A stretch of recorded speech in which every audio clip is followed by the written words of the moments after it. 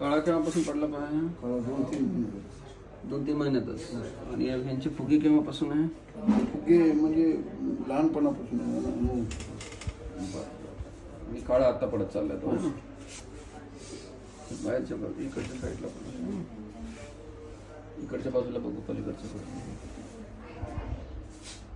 ठीक आहे, सरळ करा आता. उभे राहा. ठीक आहे, या बाजूला दाखवा. कसं करा?